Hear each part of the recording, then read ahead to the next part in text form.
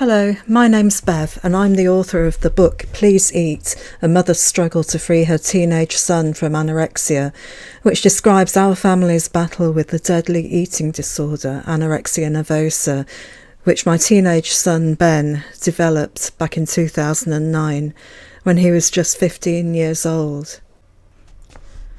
One of the many sad things about the eating disorder was the way it robbed my son Ben of his friends. When he'd been so popular, he'd been the centre of a large group of absolutely wonderful boys and a few girls as well, really nice friends.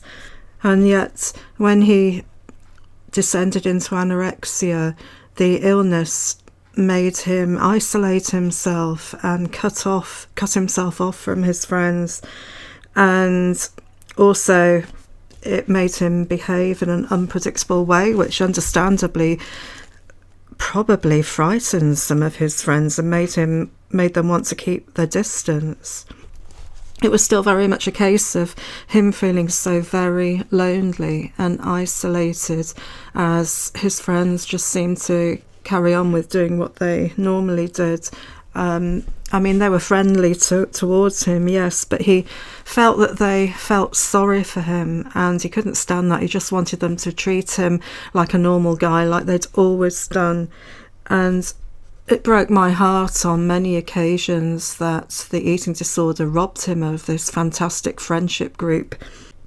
And this post from the 16th of June 2011 is about one of those occasions when I wished his friends had turned up to support him and cheer him in the school talent contest, because the previous year Ben, who had a fantastic singing voice, had won the school talent contest for his house, and it had been brilliant, and all his friends were cheering, and it was just a really good occasion. But in 2010, when he was away from school because he was in the middle of deep anorexia, he actually went in and he did the talent contest, and it broke my heart. It really did.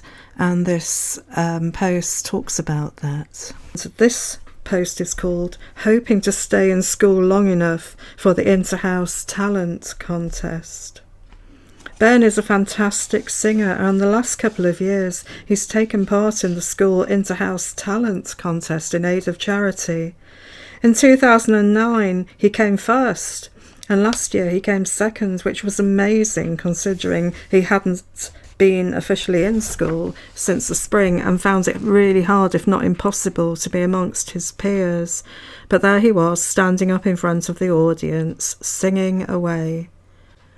And today, if he can manage to stay in school long enough, it's the 2011 contest, and I'm taking my mum along to watch. Last year, I was probably the only parent in the audience who had completely different stuff going on in their head when I sat down in the school theatre. First, I was worried sick that Ben would get up on stage and then freak out or flee in front of everyone. I didn't care what anyone else thought, but I did care about how it affected Ben. But he went ahead, and he was fine. In fact, he came across so incredibly confident, relaxed and poised. You'd never have guessed there was a problem, except that he was very thin. But what did break my heart was the fact that none of his friendship group or peers bothered to turn up to support him. Unlike the other acts, which received whooping and cheering from the other kids, the audience simply clapped politely when Ben finished and when he eventually won second prize. Apart from me, of course, who desperately tried to make up for it by clapping really loud. That really cut me to the core, it really did. Let's hope if he manages to do it today that some of his friends turn up to support him this time. And the next post is called, "Okay, so how did the talent contest and the full school day go?" Well, he managed to do it all, and he had his first school lunch for ages.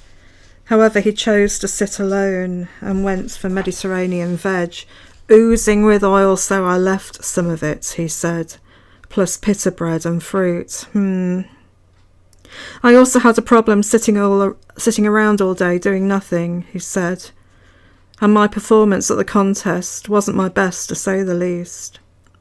Actually, I thought it was good, and Ben seemed ultra relaxed, but then he always does when he's up on stage singing. My heart sank when the teacher said there were 17 acts to get through. Looks like we're going to be here for a while, I said to my mum, who I brought along, and we watched a mixed bag of performers before finally getting to Ben. Unlike last year, quite a few of his friends were there, and he got lots of applause. But I could tell something was up, and he was very quiet by we got home. He took himself off to bed at 9 o'clock in a bit of a low mood, and that's the end of that post. Yes, it was heartbreaking the way that the eating disorder had robbed him of his friendship group, and the way that it was obviously, despite Cam's coming in to talk to them at the end of 2010 about eating disorders and about how they'd affected Ben and about what they could do to help and support Ben, he just never really felt part of his friendship group again, really, and that is so sad. I mean, I really hate the eating disorder for doing this to him, because it is a case of that. Ben didn't choose to get an eating disorder. It just came and stole some key years, some important years, and from his school life and his happiness and his friendship groups. And it is so tragic when an eating disorder does this to a young person.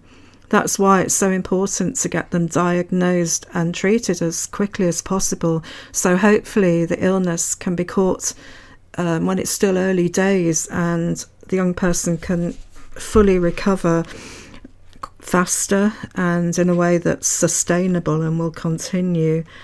That's why it's so important, because we were still fighting with stuff like this in June 2011, when it was now 2 years since the eating disorder had first started to rear its ugly head. And back then, of course, as I've said before, I had no idea that boys got eating disorders, and obviously I knew girls got eating disorders, but it was something I never thought would happen in our family, because I always thought it must be the fault of the parents, or something's gone wrong, it's neglectful parenting, or why on earth don't they eat? Why are they starving themselves? All that rubbish, which is totally untrue and unfounded.